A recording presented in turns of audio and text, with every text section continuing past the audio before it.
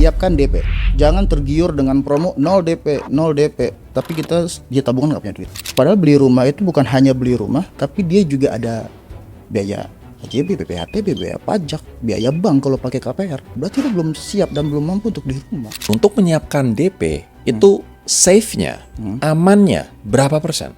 10%. 10% cukup. Cukup. Aku sarankan dengan tegas, pilih bunga berjenjang. Jadi ini adalah sebenarnya investasi jangka panjang bank dong. Dari dia minjemin 500 juta, nanti di akhir tahun ke-15 dia dapat 1,3 M begitu. Investasi yang berisiko tinggi. 20 tahun, ada kemungkinan dia di PHK, konsumen meninggal dunia, atau telat bayar, tidak mampu bayar lagi. Itu kan bank akan rugi, Kak. Apa kesalahan terbesar orang ketika akhirnya dia mengambil KPR? Tidak mempelajari skema cicilannya sampai lunas. Kenalin, Septian Ademarta, founder Kendali Academy sekaligus mantan banker spesialis KPR dengan pengalaman belasan tahun di perbankan. Pernah dipercaya memegang divisi KPR, Ade kini membongkar fakta-fakta di balik sistem KPR dan membagikan strategi penting buat kamu yang mau ambil rumah tanpa salah langkah finansial. Baru telat 1 bulan aja, itu kantor cabang pengelolanya pasti udah puyeng, Kak. Lo nggak mau si cabang pengelola bank ini pasti akan nagih dulu. Ngirim debt collector? No, ya KPR tidak mungkin pakai debt collector. Kalau gaji UMR, bisa ambil KPR nggak bang? Bisa. Syaratnya apa? Kalau single income, KPR-nya subsidi aja dulu. KPR atas nama anak dibayar orang tua. Aman atau riskan? Riskan. Kenapa?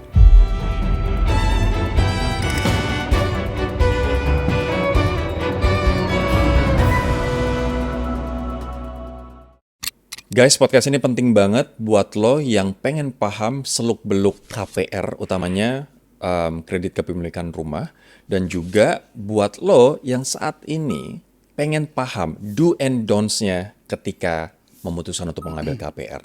Nah, gue akan ngobrol bareng Septian Ademarta, founder dari Kendali Academy, dan di sosial medianya dia sering banget sharing soal trik do and don'ts soal KPR. Udah Ade, apa kabar? Halo Kak Rory, sehat? Sehat, Kak Rory, apa alhamdulillah. kabar? Baik. Thank you for coming ya. Sama-sama. Aku pengen langsung tanya nih, karena ini banyak banget yang kirim pesan ke Room for Improvement untuk meminta dibahas KPR, karena banyak banget orang yang mengambil KPR, satu tanpa perhitungan, dan yang kedua ketika sudah menjalani KPR, mereka kejeblos oleh bunga floating. Yes. Nah, aku akan ngebahas ini lebih jauh. Aku pengen tanya dulu, apa hal yang penting yang harus kita pahami udah sebelum kita memutuskan, oke, aku siap mengambil KPR? Oke. Ketika ngambil KPR berarti kan membeli agunan yang baru. Beli rumah. Bisa rumah baru ke developer, bisa rumah secondary. Kita belinya kepada owner lah, pribadi lah gitu. Sebelum beli rumah itu, kalau mau ngambil KPR pastikan slip BI checking atau slip OJK kita itu bersih dulu, Kak. Jadi kita harus call 1 ibaratnya. Wajib. Kalaupun sempat call 2 ya buru-buru beresin lah, balikin ke call 1. Kenapa itu? Call 2 itu kan terjadi apabila misalkan saya nih punya kartu kredit. Tagihan setiap tanggal 25. Tanggal 25 tuh lagi hektik banget tuh, lupa bayar tuh. Tanggal 27 baru ingat, Kak. Saya bayar tanggal 27. Memang saya bayar, tapi laporan ke OJK-nya itu call 2. Kolektibilitas 2, artinya itu lampu kuning kalau buat OJK. Betul. Jadi bulan depan usahakan jangan sampai telat bayar lagi. Oke. Nah, ketika bulan depannya aku bisa bayar itu on time sebelum jatuh tempo, itu akan balik lagi ke call 1. Oh gitu. Yes. Jadi call 2 ini hanya bertahan 1 bulan, kalau besoknya kita udah balik lagi ke call 1, dia akan balik ke call 1. Kenapa ketika ngambil KPR, syarat pertamanya harus pastikan kolektibilitas kita 1? Oke. Kalau ngambil KPR, kolektibilitas itu wajib dijaga, karena kan di slip OJK itu bukan hanya melihat, oh si ini macet, oh dia lancar bayar, enggak. Slip OJK itu lebih dari itu, Kak Rory. Kita bisa melihat histori pekerjaannya di mana, kita bisa melihat habit pembayarannya seperti apa, itu bisa dilihat semua dari slip OJK. Oke. Makanya itu hal utama yang dilihat oleh tim analis untuk memutus approve atau tidaknya KPR. I see. Selain kolektabilitas, apa lagi yang menjadi syarat yang harus kita perhatikan sebelum mengambil KPR? Ketika mengambil KPR, lihat dulu profil kita sebagai apa. Anggap aku karyawan. Kalau karyawan berarti harus dilihat statusnya sudah tetap atau belum. Kalau karyawan kontrak, itu rata-rata bank masih belum mau approve. Karena sangat riskan pemutusan kerja, bisa kena layoff sewaktu-waktu. Sehingga ketika dia kena layoff kan bisa terancam di cicilan KPR-nya. Jadi bank, khususnya bank besar, saat ini tuh belum mau menerima karyawan kontrak. I see. Jadi pastikan kita sudah statusnya tetap dulu. Memang ada beberapa bank swasta itu masih berani untuk menerima karyawan kontrak. Tapi harus sepadan dengan suku bunga yang akan dipilih. Bunganya biasa lebih tinggi karena resiko Resikonya mereka juga tinggi. Wow, ini menjadi relate banget karena Uda Ade ini juga merupakan mantan bankir di salah satu bank di Indonesia. Jadinya legit dan tahu seluk-beluk dari POV bank. Oke, kolektabilitas. Kemudian yang kedua adalah kita tahu profil kita. Yang ketiga apa? Yang ketiga, siapkan DP. Jangan tergiur dengan promo 0 DP, 0 DP. Tapi kita di tabungan nggak punya duit. Kenapa? Kan dengan 0 DP membantu kita untuk cepat mendapatkan rumah. Yes. Kita memang cepat dapat rumah, tapi belum tentu kita sudah layak punya rumah. 0 DP itu terkesannya wah gampang nih. Zaman sekarang kan penghasilan besar tapi emang kesulitan dinabung. Jadi gue sih sanggup nih nyicil. Cuma ngumpulin buat DP sulit nih gitu loh. Itu akhirnya orang-orang berpikir seperti itu cemplung tuh. Ambil 0 DP, tidak pegang tabungan sama sekali. Padahal beli rumah itu bukan hanya beli rumah, tapi dia juga ada biaya AJB, BPHT, biaya pajak, biaya bank kalau pakai KPR. Betul. Itu bisa di take over juga karena beberapa developer ada subsidi biaya bank, subsidi biaya AJB segala macam. Itu lebih parah lagi. Malah lebih parah lagi. Lebih parah lagi. Berarti lu belum siap dan belum mampu untuk beli rumah. I see. Untuk biaya itu aja dia belum siap, Kak Rory. Akhirnya terjerumus ke situ, masuklah ke cicilan. Nah, bahayanya 0 DP itu menurutku pribadi adalah, aku tidak menyalahkan ya developer yang menggaungkan program itu ya. Tapi menurutku pribadi, akhirnya orang yang sebenarnya belum mampu beli rumah itu merasa dirinya mampu untuk punya rumah. Dan bahaya. Dan itu bahaya. Oke. Lebih bahaya lagi adalah ditawarkan bunga termurah. Fix 1 tahun, fix 3 tahun. Dengan nominal 2, sekian persen, 3, sekian persen. Yang dia lupa adalah floating yang menunggu dia di tahun keempat, di tahun keenam. Itu bisa 4 kali lipat dari bunga yang dia dapatkan di awal. Bisa 4 kali lipat? Yes. Tunggu. Ini agak jumping, nggak apa-apa. Mumpung ngomongin bunga floating, emang idealnya dengan suku bunga saat ini, bunga floating tuh harusnya di angka berapa persen? Tidak ada yang ideal untuk bunga floating. Karena floating itu emang sifatnya berubah-berubah kan, Kak Rory. Tuh. Tapi kalau bunga floating saat ini kalau ditanya ke saya, rata-rata berapa? Rata-rata di 13%. 13%. Yes. Di awal konsumen ngambil bunga fix 3 tahun. 2,6 sekian, 2,7 sekian. Kalau dibayangkan cicilannya dari bunga yang cuma per tahun 2,69, tahun keempatnya naiknya sampai ke 13%. Itu 10% bunga. Wow. Ya makanya ada yang bilang, wah bang ngejebak saya nih, cicilannya naik 2 kali lipat. Bang bukannya ngejebak dari awal, memang skema bang seperti itu, cumanya kita gagal paham di awal. Bang, sorry, ini untuk aku biar lebih jelas aja. Ini 13% misalnya naik 13, jadi 13%. Ini 13% dari seluruh total hutang kita ke bank itu. Yes. Dari seluruh total pokok sisanya di tahun ke-4 atau tahun ke-6 itu. Berarti dalam dan padahal itu dari 1 tahun ke tahun yang lain bisa berubah-ubah jadi 13%, jadi 14%, jadi 15%. Normalnya kan? seperti itu, Kak. Wow. Normalnya bisa berubah sewaktu-waktu. Walaupun bahasa marketingnya bisa naik, bisa turun. Tapi pengalamanku di KPR itu nggak pernah sejarahnya floating itu turun. Bunga KPR naik mulu, susah turun ya? Bunga fixnya bisa turun, bunga floating tidak pernah turun sepengalamanku. Oke. Tadi aku pengen ngedalamin lagi. Jadi kamu tadi memperingatkan teman-teman semua untuk siapkan DP. Yes. Bahwa ketika ada program DP 0%, justru itu adalah lampu kuning bagi kita sebagai pembeli atau konsumen gitu. Tapi untuk menyiapkan DP, itu safe-nya, amannya berapa persen? 10%. 10% cukup? Cukup. Jadi kalau rumah 1M berarti DP kita 100 juta. Cukup. Sudah ada 3. Abang ingin menambahkan lagi nggak? Apa yang harus kita perhatikan sebelum kita mengambil KPR? Pilih suku bunga. Suku bunga bank itu banyak pilihan yang Kak Rory. Ada fix 1 tahun, ada fix 3 tahun, ada fix 5 tahun, ada fix 10 tahun, ada single price flat sampai lunas, ada yang berjenjang. Nah, kenapa bank itu memberikan pilihan suku bunga? Gampangnya gini Kak Rory. Sebenarnya bank itu memberikan banyak pilihan itu supaya konsumen bisa menyesuaikan dengan kondisi keuangannya, profil pekerjaannya.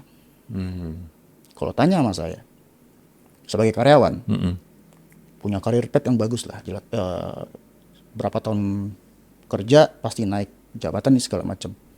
Otomatis kan gaji juga akan selalu naik ketika naik jabatan. Aku sarankan dengan tegas pilih bunga berjenjang.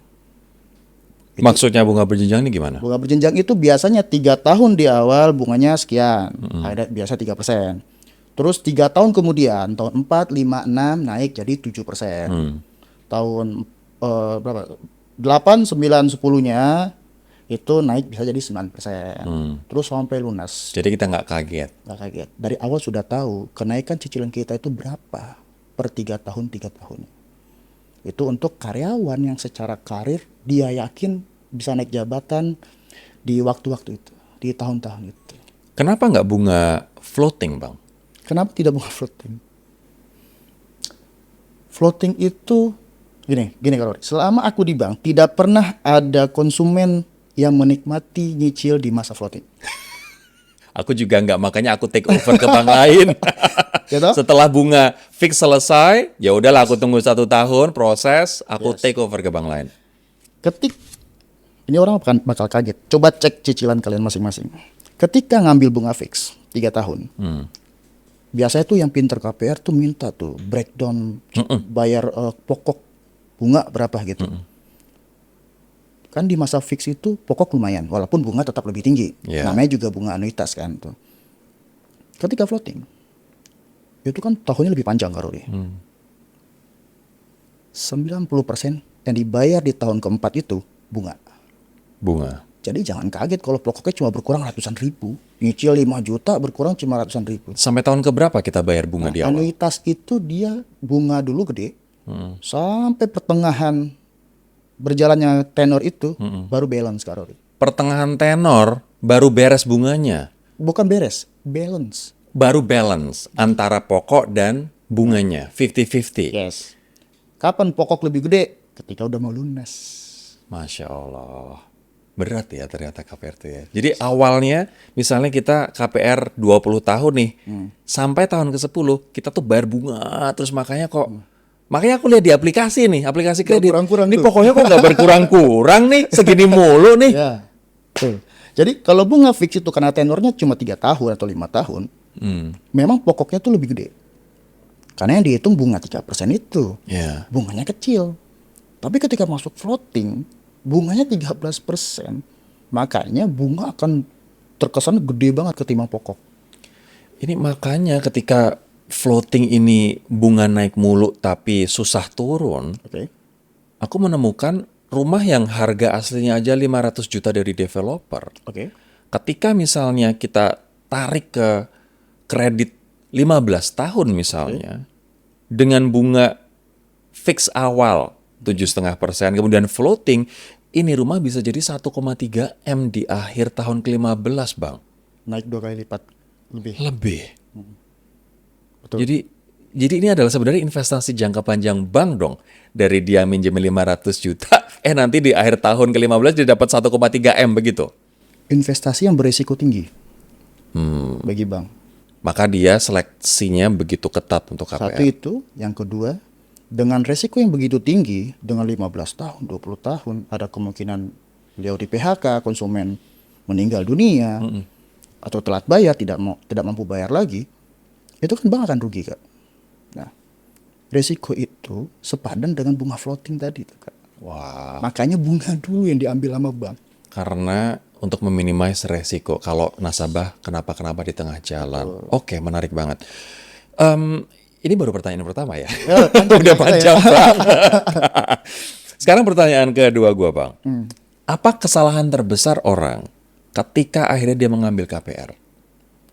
Kesalahan terbesar orang ketika mengambil KPR tidak mempelajari skema cicilannya sampai lunas. Harusnya kita mempelajari seperti apa? Ya, kita harus tahu dulu tenornya berapa tahun.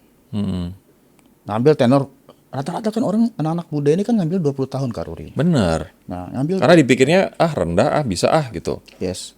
Tapi ketika floating, nih, ada case gini Kak Ruri. Orang ngambil rumah di developer, kan ketemunya sama agent sales developer. Ngambil tenor 20 tahun dengan bunga fix 3 tahun memang terkesannya murah. Ketika membahas floating, selalu diiming-imingkan gampang, tinggal take over aja ke bank lain. Padahal take over tidak segampang itu prosesnya. Ya. Ada biaya yang harus dibayar juga, penalti pelunasan di bank sebelumnya dan biaya bank baru dari bank baru Betul. itu. Mereka tidak paham itu. Akhirnya nyemplung di situ. Ketika masuk floating, teriak-teriak ke bank. Cicilan saya naik 2 kali lipat. Padahal dia konsulnya bukan dengan bankers hanya menerima aplikasi, formulir, pengajuan dari developer. Ketika akad pun si konsumen tidak bertanya detail tentang skema angsurannya. Itu kesalahan paling fatal. Tidak tahu skema angsuran sampai lunas. Oke. Jadi kita harus tahu skema angsuran sampai lunas ya. Ya. Yang kedua apa, Bang? Yang kedua itu, kalau tahu skema angsurannya sampai lunas, berarti kita memilih bunga yang cocok dengan profil kita, Kak Ruri. Contoh misalkan, aku seorang pengusaha misal. Penghasilanku bisa naik, bisa turun, Kak Ruri.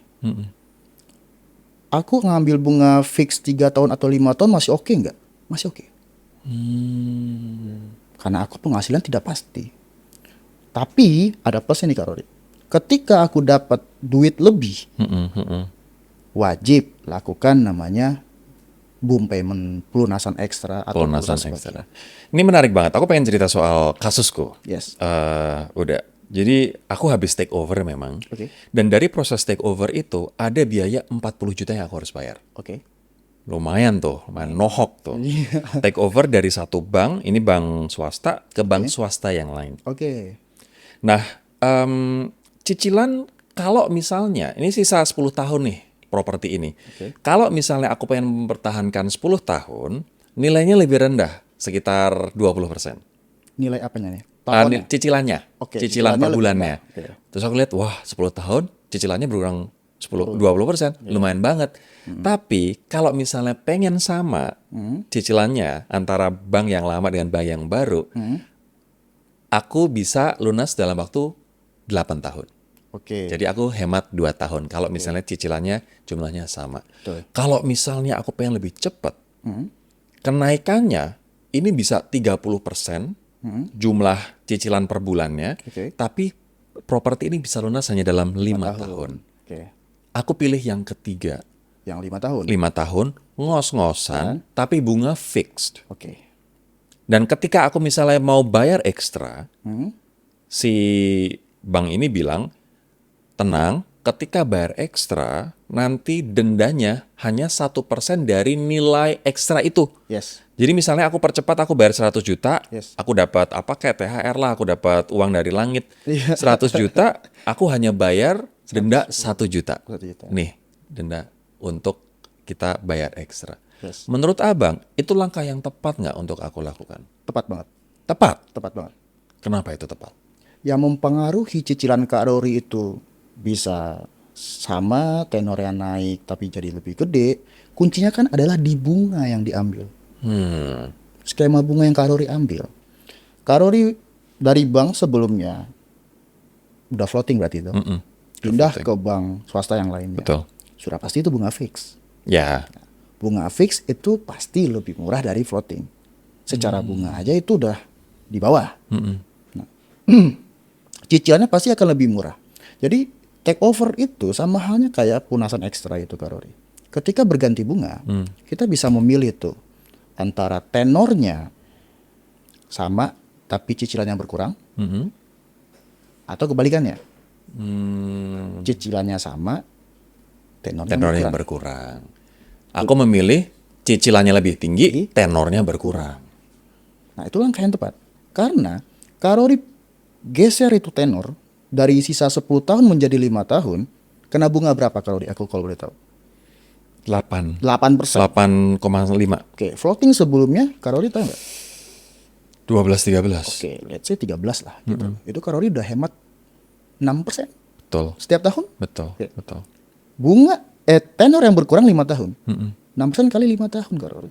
30. 30% Karori sudah bikin bank sebelumnya rugi bunga itu. Iya, iya, Ya kan? iya. Nah. Aku juga tanya ChatGPT juga, sama juga.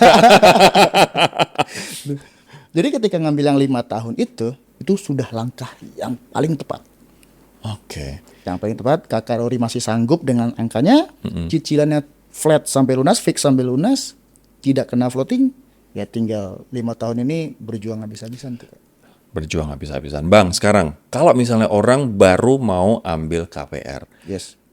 lo menyarankan flat, floating, atau berjenjang? Understood bahwa lo tadi memilih berjenjang, Yes. tapi ketika ada opsi flat 15 atau 20 tahun, Ya. lo milih yang mana? Flat sampai lunas itu bagi teman-teman yang mau mendapatkan rasa aman dari kenaikan cicilan. Itu harga yang dibayar. Memang kalau ditotalkan cicilan flat sampai lunas itu kalau ditotalin itu pasti lebih mahal Karori. Karena ya tidak berubah toh. Nah, kalau yang step berjenjang itu dia memang kalau ditotalin akan lebih murah total bayarnya. Oh ya? Yes. Secara bunga kalau ditotalin, bunga berjenjang jauh lebih murah. Tapi ya itu tadi ya kalau aku bilang, kuncinya adalah memahami suku bunga yang diambil, skema cicilan yang diambil, dan cocok gak dengan profil pekerjaanmu, dengan penghasilanmu. Oke, oke. Gitu. Kalau misalnya itu semua nggak cocok, ya mau bunga model kayak gimana pun juga akan rungkat juga Yes, ujungnya. Tapi di antara 3 opsi ini kamu lebih menyarankan berjenjang. Misalnya, Untuk karyawan. Untuk karyawan ya. Oke. Aku bukan karyawan, jadi makanya kamu tadi mengiyakan flat ya. Betul. Walaupun itu, ya, tapi insya Allah bisa. Walaupun itu berdarah-darah, tapi insya Allah bisa. Tapi kalau untuk tenor pendek, flat sampai lunas. Tenor pendek flat, tenor panjang berjenjang. Yes. Artinya ketika kita take over nanti, habis dari take over kita bikin flat, oke. Oke. Justru aku sarankan begitu.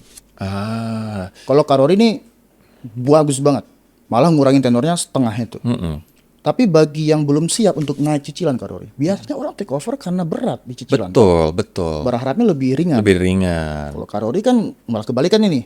Tenornya dipangkas tuh. Bagi yang berat bayar cicilan floating itu, dia take over ke bank lain, biasanya kan nyari cicilan lebih murah. Tenornya sama lah. Gitu loh. Aku lebih sarankan ambil bunganya flat sampai lunas. Oke. Karena Siap. kalau seandainya tetap ngambil bunga fix juga, anggapnya dia 20 tahun tenor di bank, ambil fix 5 tahun. Ketika dia sudah masuk tahun ke-6 floating, dia mau take over, pindah ke bank B. Di bank B sisa 15 tahun. Kalau dia ngambil bunga fix 5 tahun lagi, maka di tahun ke-10 dia take over lagi, Karori. Iya. Nah, ketika take over itu ada, ya tadi yang aku bilang, ada biaya penalti, ada biaya bank yang baru gitu. Jadi lebih baik ketika take over itu, cari bank yang ada suku bunga single price sampai lunas. Itu bank yang Kak Ori pakai itu salah satu rekomendasiku untuk take over. Oke. Bank yang aku pakai adalah, sorry banget tuh nggak bisa. Kecuali bank itu ngiklan di sini. Iya. Bisa jualin. Tapi intinya warnanya merah, guys. Merah ada 2 tuh. Oh iya, harus cari tahu dong. Cari tahu Berarti sendiri. itu recommended ya. Cuman gue nanti di kontrak, gue harus pastikan memang benar-benar fee untuk Yes. bayar ekstra itu hanya 1% dari uang yang kita bayarkan untuk bayar ekstra Ya, itu. itu kesalahan selanjutnya kalau mau ditambahin. Apa itu? Ketika sudah dapat skema yang bagus, ketika sudah dapat bunga yang cocok dengan dia, ketika akad kredit karena mumet melihat berkesan terlalu banyak, akhirnya pada nggak kritis. Pada nggak dibaca tuh perjanjian kreditnya. Oke. Wajib dibaca suku bunga yang saya dapat sesuai nggak ya dijanjikan, tertera di PK namanya. Harus tertera di PK-nya. Terus penalti diinfoin sekian persen, di PK ada nggak 5%? Oh, pelunasan ekstra penalti sekian, ada nggak di PK? Itu wajib dicek. Dan kalau misalnya nggak ada, kita bisa menolak tanda tangan. Yes, jangan tanda tangan. I see. Udah, tadi lo bilang take over bank. Emang better, baiknya take over tuh berapa kali? Soalnya kalau misalnya kita ngejar flat terus, kita bisa take over 4 kali nih. Yes. Bisa take over ke bank 3 kali nih. Yes. Kalau terminnya sampai 20 tahun, maksimal berapa kali? Sekali. Sekali aja. Karena kalau take over yang kedua kalinya, itu selisihnya udah nggak jauh Kak Rory. Oke. Selisih cicilannya nggak jauh. Tapi selalu bayar penalti, selalu bayar biaya bank yang baru. Take over berarti sekali, Ya. kemudian bank yang kedua ini kita mesti bisa paham banget Paham banget dan ambil suku bunga flatnya. suku bunga flatnya. Nah, flat itu mungkin rata-rata sekitar 8% sekarang. Iya benar. Ya, punya aku 8%. Tapi floating yang 13 pindah ke 8%, itu sudah memangkas bunga berapa? 5%. 5% dikali sisa tenor 10 tahun 50%, bunga bank udah rugi tuh. Iya. Benar. Jadi nggak perlu lagi take over sesering mungkin. Oke, jadi ketika orang gagal bayar, kemudian rumah disita, itu bank tuh sebenarnya rugi juga, Bang. Rugi. Ruginya adalah karena ribet, terus yang kedua apa? Satu NPL. ribet, yang kedua, ya, ketika nasabah ini gagal bayar, yang pertama terjadi adalah NPL. Non-performing loan. Sebelum NPL terjadi, baru telat 1 bulan aja, itu kantor cabang pengelolanya pasti udah puyeng, Kak. Kenapa itu puyeng? Karena secara laporan mereka ada kredit telat bayar. Secara manajemen pasti akan memaksa bagaimana caranya konsumen ini atau nasabah ini bayar tepat waktu. Keterlambatannya dibayar gitu. Mau nggak mau si cabang pengelola bank ini pasti akan nagih dulu. Bisa by phone, by email, nyamperin ke rumah. Ngirim debt collector? No, ya KPR tidak mungkin pakai debt collector ketika KPR nggak boleh pakai debt Enggak collector. lah. Buat apa, Kak? Gini, ketika ngambil KPR, di sertifikat itu ada namanya hak tanggungan di situ. Nah, sertifikat atas nama si nasabah, tapi diagunkanlah ke bank. Simpelnya begitu. Ketika nasabah ini macet, yang dilakukan pertama kali adalah pasti tagih oleh cabang pengelola. Sebulan masih nggak bayar, bulan kedua masih cabang yang nagih. Bulan ketiga nggak bayar, masih cabang yang nagih. Bulan keempat si bank pasti nawarin namanya restrukturisasi. Pak, ini kenapa Pak belum dibayar? Income-nya berkurangkah? Ada masalahkah? Atau apakah? Jadi nggak semerta-merta kamu telat bayar rumah saya sita, saya jual. Emang gampang jual rumah. Nggak serta-merta seperti itu. Jadi ditawarkan rekstru, diajak dulu ngobrol. Ini kita bicara sistem bank yang benar ya Kak ya. Kalau ada bank yang tidak mau menawarkan restrukturisasi, itu si oknum yang bandel. Bukan banknya tapi oknumnya. Oknumnya. Mungkin dia males, ngapain sih ngurusin restru? Nggak mendapat pencapaian ini segala macam lah. Itu normal terjadi di SDM perbankan itu. Tapi di bank memang ada program restrukturisasi Pasti ada. kredit. Pasti ada. Pasti ada. Ya. Setelah ditawarkan restru, diceritakan lah, oh ya Mbak, saya lagi penghasilan lagi berkurang, atau lagi ada biaya yang harus saya bayar, bla bla bla gitu lah.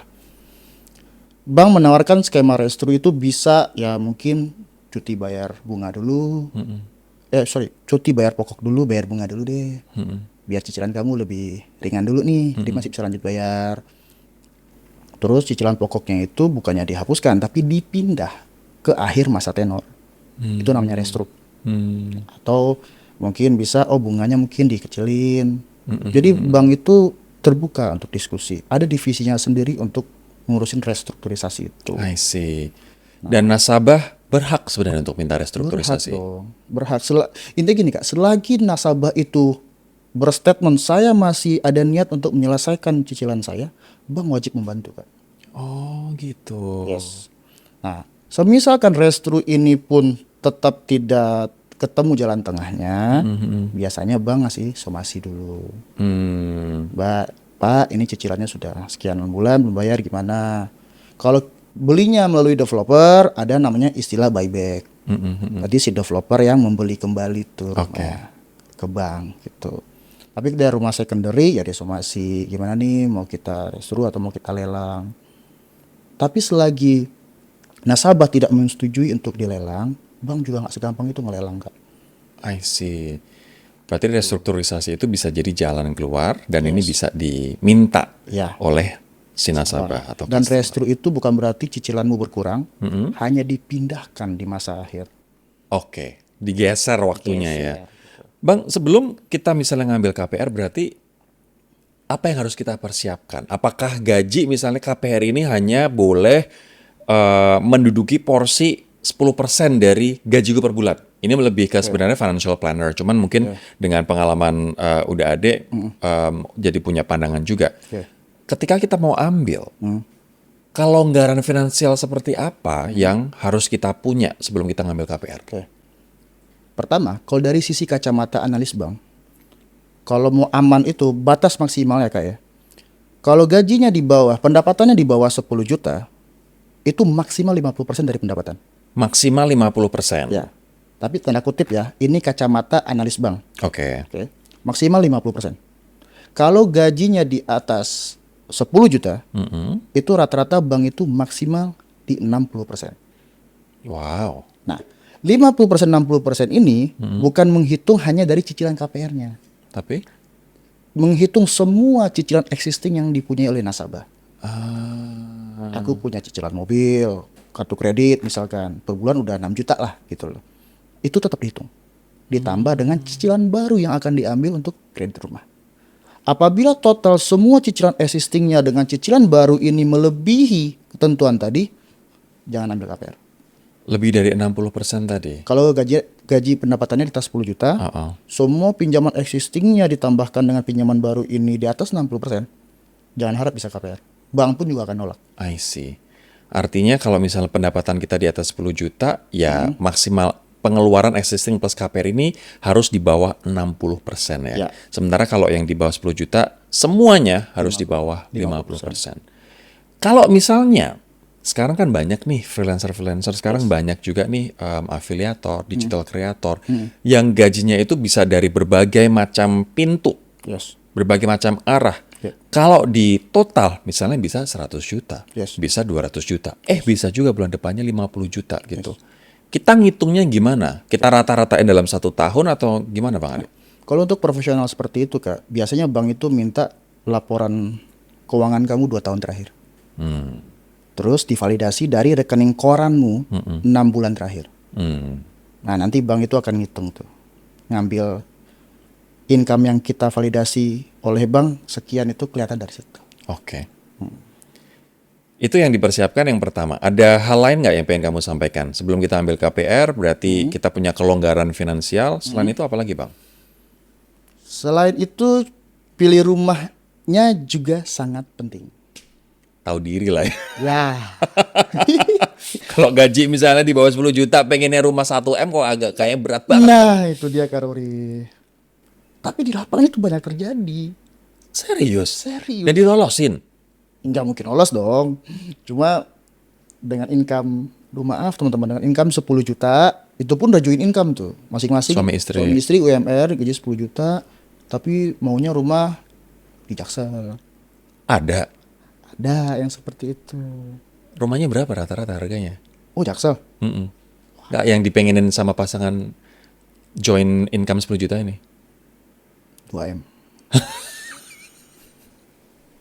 Itu tidak 1-2 Kak. Aduh Kisanak, bangun Kisanak. Nah itu, berarti masyarakat kita tuh benar-benar harus diedukasi lebih bagus Kak terkait ya beli properti. Oke. Bang ini, tunggu, pendapatan di bawah 10 juta atau join income 10 juta 2M, ini lunas berapa abad ini? Kalau aku sih ngelihat mereka itu mungkin seperti yang Kak Rory bilang tadi, mungkin mereka bekerja, mereka juga ada freelance-nya lah, gitu. Nah mereka merasa memang gaji gue cuma 5 juta, tapi gue punya toko online, ini itu gitu loh. Tapi kan secara kacamata bank itu hanya memvalidasi income yang selalu masuk setiap bulan, yang rutin. Makanya kalau kayak profesional itu yang income-nya selalu naik turun setiap bulan, kayak diambil rata-rata tuh Kak. Oke.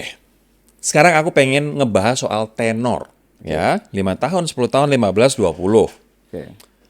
Apa yang orang perlu pahami dari tenor pendek versus tenor panjang, Bang? Kalau beli rumah tenor pendek, itu kayak kamu beli mobil aja kredit. Jauh lebih untung ketimbang kamu ngambil kredit 10, 15 tahun, 20 tahun. Bahkan total yang kita keluarkan untuk beli rumah dengan tenor pendek 5 tahun itu lebih murah bunganya ketimbang kamu beli mobil tenor 5 tahun. Oh ya? Ya. Aku bisa kasih hitung-hitungan itu. Kenapa bisa gitu? Oke. Contoh ya Kak, hitungan cepat aja gini. Harga mobil 250 juta. Aku DP 50 juta tuh. Aku punya plafon kreditnya 200 juta. Ku ambil tenor aman deh 5 tahun deh. Ya mungkin ada ya 6 tahun lah, tapi rata-rata kan paling panjang 5 tahun. Betul. Cicilan per bulan itu sekitar 5 juta lah. Selama 60 bulan. Yang aku bayarkan 5 juta dikali 60. Totalnya sekitar 300 juta. 300 juta. Dengan plafon yang hanya 200 juta. Oke. Aku beli mobil, lunasinnya dengan 1,5 kali lipat. Ya. Dari Sisa utangnya 200, kita bayarnya 300. Ya 300. Nilai mobilnya 5 tahun kemudian ya turun lah, jeblok. 20-25% lah. Kadang-kadang 50, Bang. Ya, kadang-kadang 50 gitu kalori. Berarti kan aku jatuhnya 5 tahun itu harga mobilku dengan uang yang kubayarkan turunnya satu harga mobil. Benar. Sementara rumah? Rumah 1 M deh. Plafonnya 1 M. Ku ambil tenor 5 tahun. Untuk perumahan baru kayak bank swasta terbesar, bank himbara terbesar tuh bunga flat 5 tahun itu masih di 7%. Wow. Oke. Bunga promo primary-nya itu. Cicilannya mungkin sekitar 19 juta. Tapi secara bunga kalori yang dibayarkan selama 5 tahun itu hanya 114 juta. Iya sih. Hanya 11,4% dari pokok pinjamanku. Dan 5 tahun kemudian nilainya naik. Ya, nilai rumahnya naik. Ya mungkin banyak yang bisa ngebantah lah, rumah tuh naiknya nggak signifikan. Yes, tapi nilai rumah tidak pernah turun. Dan nggak turun, betul. Nggak kayak mobil. Yes. Makanya rumah masih dianggap sebagai investasi ya. Ya. Apalagi kalau rumah itu bisa kita kontrakan, kita bikin kos. Betul. Abang, tadi Abang juga udah ngebahas bahwa take over lebih baik 1 kali. Kalau untuk kita bayar ekstra, Oke. ya kan, yang aku tadi 100 juta, di bank yang merah tadi hanya 1% penaltinya dari uang yang aku bayarkan ekstra ini. Yes. Aturan bayar ekstra itu seperti apa sebenarnya dan idealnya kayak gimana? Secara normalnya mungkin beberapa bank itu punya aturannya masing-masing. Tapi rata-rata itu minimal 10% dari sisa pokok dan maksimal 1 kali setahun. Maksimal 1 kali setahun? Ya. Kenapa nggak boleh 2 kali? Banknya rugi, Kak. Tapi kan kita untung, Bang. Yes. Tapi bank ngebolehin nggak? Beberapa bank tidak. Maksimal 1 kali setahun. Oke. Makanya harus di make sure lagi ke bank yang kalori ambil tuh. Ini berapa kali nih gue maksimal bisa pembayaran ekstra. Kalau dia bilang, oh bisa kalori berapa aja dalam setahun, oh cakep. Hantam terus, Kak, setiap ada ini bayar. Apa untungnya dengan kita bayar ekstra? Oke. Untungnya kita bayar ekstra. Ketika kita bayar ekstra, itu kalori dikasih 2 pilihan. Cicilan tetap tenor berkurang atau tenornya tetap, cicilannya berkurang. Kalau tipikal kalori yang tadi kalau diceritakan tuh, kalori tinggal ambil tenor yang berkurang. Aku lebih pilih, ini pertanyaan buatku kan? Menurut saranku, kakak ambil tenornya berkurang. Oh, tenor yang berkurang. Benar-benar. Jadi aku misalnya kasih uang ekstra 100 juta, Yes. aku bayarkan ke pokoknya, Yes. jumlah biaya cicilan per bulannya tetap, tapi tenornya jadi lebih pendek lagi Ya. gitu. Kalau mau angka pasti, kalori mau aku hitungkan angka pasti gak? Tenornya bisa berkurang berapa lama? Boleh. Coba. Bang, kita coba disimulasikan ya. Sisa utang pokoknya ini setelah take over Ya, 1 miliar. 1 miliar. Kemudian bunganya flat Flat selama 5 tahun 7,5%. Nah, itu cicilan kalori sekitar 20.037.000. Oke. Oke. Terus ada dana lebih nih, Kak. Pengen lunasin lah 100 juta atau 200 juta misalnya gitu. Nah, dari yang kakak bayar 100 juta itu semuanya memotong pokok sisa kreditnya. Otomatis atau kita request? Otomatis. Yang namanya pelunasan ekstra atau sebagian itu semuanya memangkas pokok sisa pinjaman. I see. Bank rugi bunga dong. Makanya ada penalti 1% tadi. Oh, untuk menutup kerugian bank. Ya, setidaknya nggak ada rugi amat lah Bang, gitu. Nah, ketika kalori sisa bade pokoknya berkurang, maka simulasinya akan berubah. Nah, disitulah muncul 2 pilihan. Mau dikurangin tenornya cicilan tetap atau malah sebaliknya tuh. Nah, kalau kita ngambil dibayarkan 100 juta, berarti kan sisa pokoknya di 900 juta. bunganya 7,5%. Cicilan yang tadinya 19 turun menjadi 18 juta sekian. Dengan tenor yang sama. Tenor yang sama. Kalau misalnya tenornya yang aku pengen kurangi, Kurangin, nah itu kita bisa hitung di cicilannya sama 19 juta tadi. Berarti tenornya bisa berkurang berapa banyak. Kalau tenornya ini pendek, berarti kan 5 tahun itu 60 bulan. Berarti aku ambil coba 5 bulan aja. Itu bisa berkurang 5 sampai 6 bulan. wow, lumayan banget. Dari 100 juta. Dengan 100 juta tadi ya. Hanya pelunasan 10%. Oke. Jadi makanya kalau punya duit ya hantem aja di Sama situ. aja. Bayangkan kalau tenornya masih panjang, Kak. Iya ya. 10% itu, misalkan tenornya masih sisa di atas 10 tahun. 10% yang kakak bayar pokoknya, itu bisa memangkas tenor 3 sampai 4 tahun. Wow. Dengan cicilan yang sama. Guys, ini strategi banget guys. Ketika cicilan kamu 10 tahun atau di atas 10 tahun dengan kita bayar ekstra, kita hantam pokoknya, Yes. itu bisa memotong tenornya bahkan sampai 3 sampai 4 tahun ya. Kena penalti? Ya. Tapi biasanya itu 3 sampai 5%. Dan itu tetap diuntung di nasabah. Tetap untung. Kita hanya bayar penalti 3% dari yang kita bayarkan ekstra itu. Oke. Berarti dari 100 juta kita kena 3%-nya dari 100 3 juta itu. juta. Tapi tenor yang berkurang 3 sampai 4 tahun, apalagi masa floating, wajib banget bayar ekstra. 1 tahun 13%. Motong tenor 3 tahun, 3 dikali 13%. 36, 39. 39% bank kehilangan bunga di situ.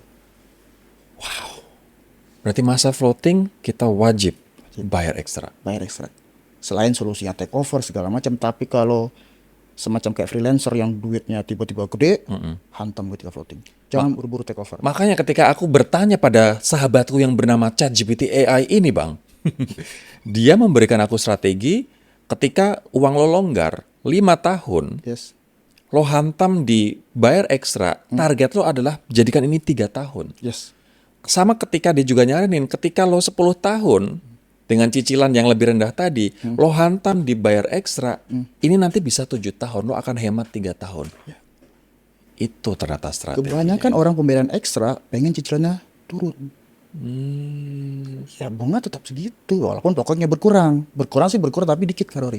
Tapi kalau yang dihantam tenornya, itu bang, kalau floating aja tuh bang kehilangan 13% dalam setahun yang berkurang.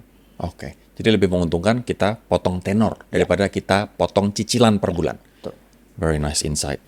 Nah bang, artinya ketika ada promo bunga rendah di awal, fix bunga 3 tahun pertama Oke. 3%, terus tahun berikutnya floating, ini sebenarnya jebakan dong. Agak ekstrim kalau kita bilang jebakan ya kak. Tapi iya. Supaya, jebaknya gini, maksudnya gini. Supaya kamu ngambil KPR dulu deh di bank. Next kalau floating mau berat, ya mungkin mereka menawarkan namanya retensi bunga floating. Atau nego bunga floating. Atau nawarin namanya refinancing gitu.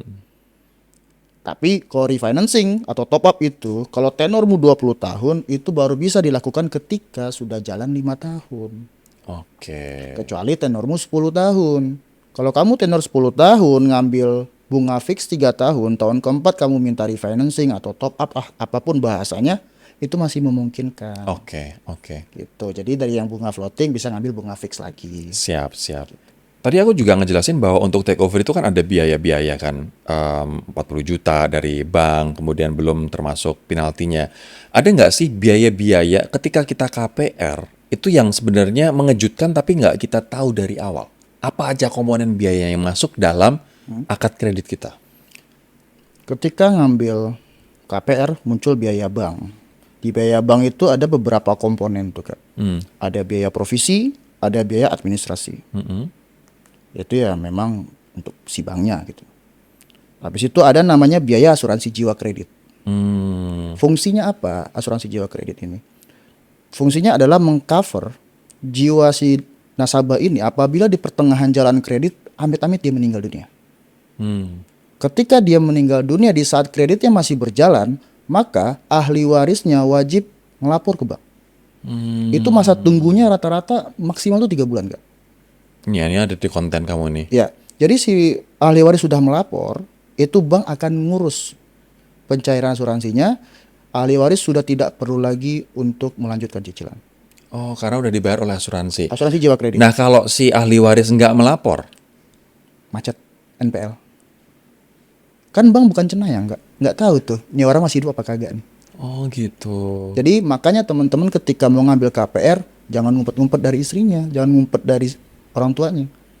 Justru ahli waris kita wajib kita kasih tahu. Makanya ketika akad kredit istri wajib hadir kan kalau udah punya pasangan. Tapi kalau yang biasanya ini yang single nih Kak, belum punya pasangan, dia nggak ngomong ke orang tuanya. Jadi kalau yang single mau beli rumah, ngomong ke ahli waris, ngomong ke orang tua. Mas, saya ngambil KPR, ini ada asuransi jiwa kredit. Apabila amit-amit saya meninggal ketika ini belum lunas, maka Tolong lapor ke bank. Dan itu bank akan mengurus asuransi dan asuransinya akan bayar sisa KPR-nya, sementara ahli waris tidak perlu bayar KPR sama sekali. Rumah tetap punya hak milik si ahli waris. Betul. Nice. Asuransi jiwa kredit itu juga berbeda dengan asuransi umum yang kita kenal. Asuransi jiwa umum yang kita kenal itu kan bayar premi setiap bulan. Sedangkan asuransi jiwa kredit ini hanya bayar sekali di awal. Oke, lanjut Kak. Setelah asuransi jiwa kredit ada komponen namanya biaya asuransi kebakaran. Oh, oke.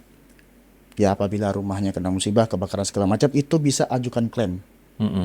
Nah, intinya asuransi itu ada pantangannya, tidak bisa klaim segala sesuatu atas dasar kesengajaan. Baik itu asuransi jiwa, baik itu asuransi kebakaran, dia bakar sendiri, atau asuransi jiwa dia bunuh diri, itu nggak akan di cover. Oke. Yang sifatnya musibah aja. Ya, Kalau yang disengaja itu tidak bisa di cover. Pasti sih ini. Apalagi Bang? Nah, Oh, belum ini, apa namanya, ke notaris, Ya. AJB. yes. Kalau kita beli rumah secondary kan ke perorangan tuh ada namanya biaya AJB, BPHTB gitu-gitu. Ada biaya notaris, ada perjanjian kreditnya kalau notaril gitu. Itu semua include di dalam biaya, Pak. Nah, tapi maaf. Untuk biaya AJB enggak. Maksudnya biaya akad dengan notaris itu masuk di biaya bank, PK notarilnya. Tapi biaya AJB, BPHTB itu terpisah. Ya. Simpelnya gini, biaya AJB, BPHTB, pajak, pembeli, penjual itu ranahnya notaris. Oke. Karena kamu beli cash pun kamu tetap bayar itu. Itu wajib kamu keluarkan. Karena belinya melalui KPR, maka ada biaya kedua namanya biaya bank tadi. Provisi, administrasi, asuransi jiwa, asuransi kebakaran. Jadi ada dua biaya bank yang muncul kalau beli rumah melalui KPR. Wow. Ini berapa biasanya? Berapa persen dari harga rumahnya? Ini tidak valid sekian persen, tapi kalau diestimasikan biaya bank itu 3,5 sampai 4% dari plafon kredit. Dari plafon kredit. Iya. Dan masing-masing nasabah itu biaya banknya pasti berbeda. Walaupun plafon kreditnya sama, itu biaya banknya pasti berbeda. I see. Kenapa bisa gitu Bang? Karena asuransi jiwa itu kan melihat umurnya berapa, Oke. tuh risiko pekerjaannya, Ya, itu berbeda-beda. Makanya itu berbeda-beda walaupun plafon kreditnya Sama. I see. Kalau misalnya orang kena PHK nih, lagi nyicil KPR, Siap. apa yang harus dilakukan? Kalau kemarin waktu COVID, kita bisa restrukturisasi bank bahkan nawarin. Ya, betul. Ya kan? Dan diwajibkan oleh pemerintah nampaknya mereka. betul. Tapi kalau kena PHK, gimana dong? Satu, jangan kabur dari bank. Jangan kabur dari bank. Datangi banknya, hubungi petugas banknya. Jangan tunggu macet dulu baru datang ke bank, nggak. Hari ini kamu dapat surat PHK, besok datangin bankmu. Tapi mungkin kita ada ketakutan, waduh nanti gimana gitu. Itu salahnya, Kak. Kena PHK, takut ngelapor ke bank. Ya bank kan nggak tahu kita kena masalah. Otomatis bank tetap beranggapan kamu masih tetap bekerja, harusnya bayar cicilanmu tepat waktu. Apakah dengan kita lapor setelah kena PHK, bank mau membantu? Yes. Kita datang. Pasti disertakan dengan dokumen-dokumen yang bisa membuktikan musibah kita itu. Ini surat PHK aku, Bang. Aku masih mau lanjut. Tapi aku butuh waktu untuk nyari pekerjaan baru atau buka usaha baru atau nyari penghasilan yang baru lah. Aku minta waktu sekian lama untuk bisa nggak bayar dulu atau minta bayar bunga doang. Itu bisa didiskusikan oleh pihak bank. Bank pasti membantu. Tapi kan kita nggak tahu kapan kita dapat kerjaan lagi. Itu gimana nanti pegangannya, patokannya? Biasanya itu 1 tahun, nggak? 1 tahun? Ya. Kita bisa cuti nggak bayar 1 tahun? Bukan nggak bayar, hanya bayar bunga. Hanya bayar bunga. Berapa persen? Tergantung bunga saat itu. Kalau misalnya bunganya 7,5%, berarti kita bayar 7,5%-nya aja? Tanpa bayar pokok. Tanpa bayar pokok. Gitu. 1 tahun masih aman bisa ya? Masih bisa. Tapi dokumennya harus jelas, buktinya ada gitu.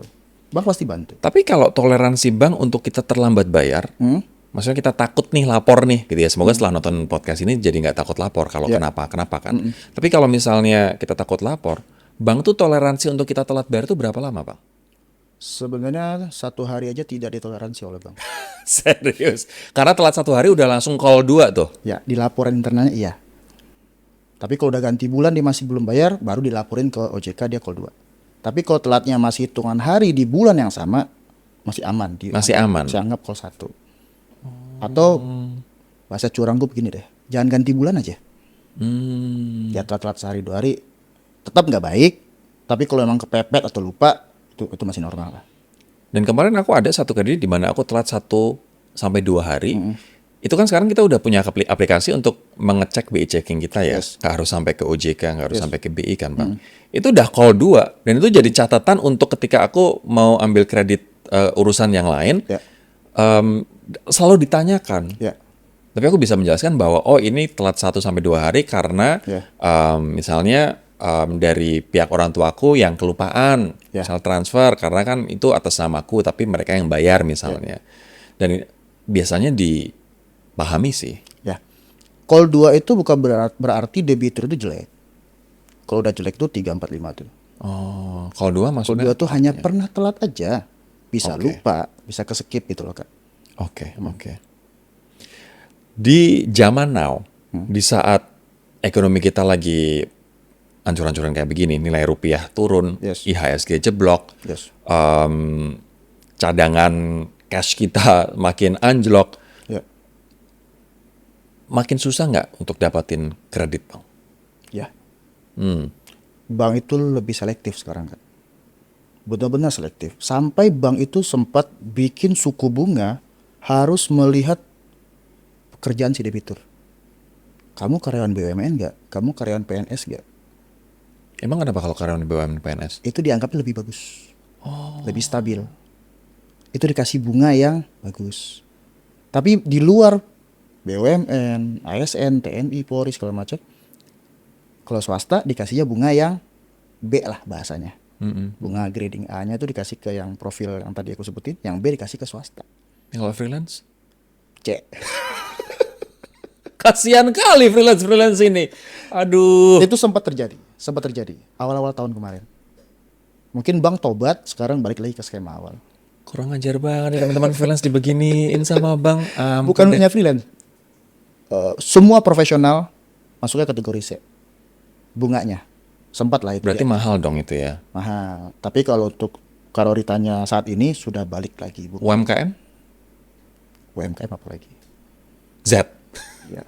UMKM ini, bank itu beranggapan UMKM ini memang ranahnya harusnya masih di yang subsidi. Oke. Padahal UMKM banyak tuh yang punya penghasilan besar. Ya udah sukses, udah gede banyak banget. Ya, tapi yang namanya bank karena di rumah komersil pasti tetap minta kayak NIB, akte perusahaan, laporan keuangan. Ya, UMKM mana peduli Kak dengan laporan keuangan, raca laba rugi lah itu segala macam. Dan transaksi masih banyak cash. Ya walaupun sekarang udah ada kris-krisan, tapi tetap mereka nggak melek harus membaguskan rekening perusahaannya gitu kan. Tapi bank mensyaratkan harus begitu. Secara nggak langsung kan mereka memang diarahkan ranahnya ke yang subsidi. KPR subsidi, rumah subsidi maksudnya. Ya. Ya walaupun kita harus disclaimer juga banyak UMKM yang sudah rapi, udah besar. Ya. Misalnya PKP ya, kan ada non PKP, ya, ada PKP kan berarti dia sudah 4,8 miliar per tahun omsetnya gitu-gitu kan Nah, ya. itu yang dimau sama bank. I see. UMKM yang seperti itu. Dia terdaftar PT, ya, dia PKP. NIB-nya udah jelas. NIB pun harus sudah 2 tahun jalan. Oh, Pokoknya usaha itu harus ada underline-nya itu usaha ini udah berjalan lebih dari 2 tahun. lebih dari 2 tahun. Oke. Jadi kalau freelancer, Bang, atau teman-teman yang kerjanya bukan kantoran, bukan tetap nih, boro-boro di BUMN atau PNS, Iya. tapi dia freelancer, Iya. dia harusnya ambil rumah yang kayak gimana, Bang? Oke. Kalau untuk program primary ya, Kak Rory, itu beberapa bank itu ada program namanya instant approval. Instant approval ini adalah si nasabah wajib bayar DP minimal sekian persen. Biasanya 20%, 30%. Ada juga sih beberapa bank yang 10% tapi dengan syarat ABCD itu. Tapi rata-rata itu 20 atau 30%. Nah, jadi program ini tujuannya adalah untuk menyaring orang-orang yang penghasilannya itu tidak bisa divalidasi by data. Ya teman-teman freelancer atau pengusaha yang tidak tercatat laporan keuangannya, itu masih bisa untuk KPR manfaatkan program itu. Cuma memang harus meyakinkan bank dengan membayar DP minimum sekian persen. I see, gedein DP-nya ya. Yes. Oke, Gitu. oke. Oke, kalau misalnya gajinya UMR nih, Oke. ya kan? Tadi kan abang di awal ngejelasin karyawan tetap versus karyawan kontrak. Tapi karyawan tetap yang gaji UMR kan juga, UMR kan ada juga gitu loh. Ya. Kalau gaji UMR, bisa ambil KPR nggak bang? Bisa. Syaratnya apa? Kalau single income, KPR-nya subsidi aja dulu. Yang FLPP. Kalau dia suami istri UMR, berarti kan udah 10 juta tuh. Ya, Boleh lah ngambil komersil tapi harga-harga 300 ke bawah Karoli. 300 juta ke bawah. Ya. Oke. Aku tidak mengecilkan niat mereka untuk beli rumah. Aku buy data dan menghitung cicilannya berapa. Itu udah batas aman untuk yang teman-teman penghasilannya masih UMR. Jadi harusnya teman-teman yang UMR, yang gaji UMR itu mau beli rumah yang lebih bagus, lebih baik fokus ningkatin penghasilan dulu. Daripada KPR tingkatin penghasilan dulu ya. Apalagi abang tadi bilang ketika gaji kita di bawah 10 juta, maksimal kredit total, KPR, pay letter, mungkin juga kredit kendaraan bermotor, itu maksimal 50% dari seluruh total pendapatan kita ya. Kalau Secara kita- kacamata bank. Secara kacamata bank ya. Tapi kalau secara financial planner ini harusnya lebih rendah lagi daripada 50%. Pasti itu Kak. Oke, kita ada di segmen rapid fire question bang. Aku akan tanya cepet, abang jawab cepet ya. Siap Karoli. Gen Z ambil KPR, progres atau nekat? Progres atau nekat? Progres kalau tahu cara mainnya, nekat kalau FOMO. Kenapa bisa progres kalau tahu cara mainnya? Dia ngambil rumah sesuai kemampuannya, dia pahami skema bunga apa yang cocok dengan profil pekerjaannya, itu progres. Tapi kalau ambil rumah hanya karena validasi atau tuntutan sosial, Gue beli apartemen no, di sono gitu, ikut-ikutan, nah itu bahaya. nekat. Oke. KPR atas nama anak dibayar orang tua, aman atau riskan? Riskan. Kenapa? Nggak ada yang tahu umur orang tuanya. Ketika orang tuanya meninggal, debitur kan si anaknya. Si orang tua tidak tercover asuransi jiwa kredit. Anaknya yang tercover asuransi jiwa kredit? Iya, karena pemohonnya kan anaknya. Oh wow. Artinya better atas nama kita sendiri, kita yang bayar sendiri? Iya. Wajib hukumnya. Kalau misalnya orang tuanya kaya, ya udah atas nama aku sendiri, tapi orang tua transfer ke aku tiap bulan boleh dong? Boleh.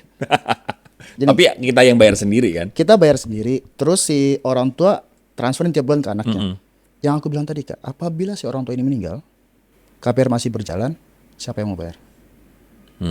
Mau cover asuransi jiwa kredit, yang di cover asuransi jiwa si anaknya, Si anaknya. bukan orang tuanya. Oke. Jadi riskan di situ. Lebih baik kalau emang orang tuanya kaya beli cash aja. Beli cash aja. Cash rajanya udah. Bukan jadi masalah kalau itu mah ya. Langsung beres di awal. Di awal KPR, better DP 20% atau DP 10% tapi cicilan ringan. DP 20% pasti. Semakin tinggi DP, semakin baik. Bagus. Oke. Fix atau floating, mana yang paling sering bikin orang jatuh, Bang? Floating pasti. Floating. Pasti. Abang punya pengalaman apa dengan klien atau dengan nasabah yang mengalami floating ini gimana? 90% nasabahku yang teriak nyicil KPR di masa floating. Ada yang dia minta take over, ada yang dia minta dinego floatingnya, ada yang minta restru, semuanya di masa floating rata-rata. Rumah subsidi, solusi atau ada jebakan nih? Solusi bagi yang butuh banget punya rumah. Kita kan tidak bisa menyamaratakan semua background orang Karori. Ada yang mungkin orang yang dari kecilnya pindah sana pindah sini, walaupun gaji kecil, skala prioritasnya adalah harus punya rumah, gitu loh. Rumah subsidi masih menjadi solusi bagi teman-teman. Maaf gaji UMR, belilah rumah subsidi. Oke. Tapi apabila pekerjaannya malah memakan waktu lebih di biaya di biaya transportnya, ini bisa jadi jebakan. Oke. Punya rumah cepet tapi berat di uang atau ngontrak dulu tapi longgar? Kalau aku lebih baik punya rumah cepat. Punya rumah cepat, Ya. walaupun ngos-ngosan. Yes. Kenapa, Bang? Bayar cicilan itu tidak akan ngos-ngosan kalau tepat sasaran. berapa penghasilanmu, ambil sekian persen. Yang kesulitan itu biasa menekan ego untuk tidak mengambil plafon gede, Kak. Oke. Bank itu cuma sistem, bunga itu sistem. Kita udah tahu dari awal bakal segitu cicilannya. Cuma kita dengan sadar nekat ngambil di plafon yang gede. I see. Jadi jangan salahkan sistemnya. Nah kalau kita ngontrak yang gak ada salahnya juga. Yang penting ketika ngontrak nabung. Bisa nabung dalam bentuk emas, investasi. Sekarang udah banyak lah. Ya. Nanti ketika udah terkumpul tinggal beli cash. Oke. Bang, ini pertanyaan terakhir gue. Artinya ketika, ada 2 pertanyaan. Ketika orang mau ambil KPR, apa yang harus dia perhatikan dulu? Mungkin boleh summarize dulu, Bang. Oke. Ketika mau ngambil KPR, pertama kali yang dilihat adalah pastikan rumahnya aman dulu. Dari legalitas segala macam lah. Harus aman dulu legalitasnya. Yang kedua, KPR adalah cara bayar. Bukan berarti beli rumah wajib KPR. Beli rumah yang paling baik tetap cash. Oke. KPR hanyalah alternatif apabila kamu harus beli rumahnya sekarang tapi pakai jasa kredit. Gitulah. Nah, ketika mau KPR yang wajib diperhatikan di awal adalah ukur kemampuan. Cek slip OJK-nya. Cek statusmu sudah karyawan tetap atau belum. Kalau memang kamu belum karyawan tetap, tahan dulu lah. Sampai nanti karirmu bagus, karyawan tetap, baru monggo ajukan. Yang kedua ya hitunglah biaya bulanan. Jangan hanya fokus, wah cicilan sekian aku sanggup. Tapi lupa ngitung kebutuhan dapur keluarga. Belum lagi nanti sudah punya anak segala macam. Oke. Itu banyak banget orang lupa di situ. Nah, buat orang yang ada di tengah-tengah masa KPR, apa yang harus mereka recheck lagi? Sekarang sudah masuk di masa cicilan apa? Ketika masih masuk masa floating, tanya ke bank. Ketika masih masuk masa fix, tanya ke bank floating saya akan mulai di bulan apa? Oke. Sebulan sebelum masuk masa floating, langsung siapkan skenario terbaik. Bisa take over, bisa pelunasan ekstra, bisa minta refinancing. Jangan sampai tiba-tiba terima tagihan udah floating aja. Bang udah gak bisa bantu apa-apa. Ya, itu yang terjadi sama aku sih, floating dulu, tapi terus aku merasa agak berat, ada tawaran untuk take over, udah aku take overin. Yes, akhirnya. tapi itu ada nilai plusnya juga. Karena beberapa bank yang menerima take over, ada program juga namanya instant approval. Dengan catatan, cicilan karori di bank yang dulu harus lebih besar ketimbang cicilan yang baru. Oh. Itu namanya instant approval. Tapi kan yang terjadi di karori pasti bukan program itu. Karena cicilannya naik kan. Betul, tapi lebih pendek tenornya. Iya. Oke. Bang Ade, thank you banget buat Sama-sama, insight-nya Bang. Ini semoga ngebantu teman-teman yang saat ini tengah pengen ambil KPR atau rumah pertama, ataupun ada di tengah-tengah KPR dan pengen mengevaluasi, kok KPR gue lama-lama berat ya, kok bunganya udah floating dan tinggi banget. Dulu kayaknya cuman bayar 5 juta, kok sekarang jadi bayar 10 juta per bulan. Wow, ini semoga membantu ya videonya. So I'll see you in the next video. Bye-bye. Thank you Bang. Thank you, sama-sama. Keren banget.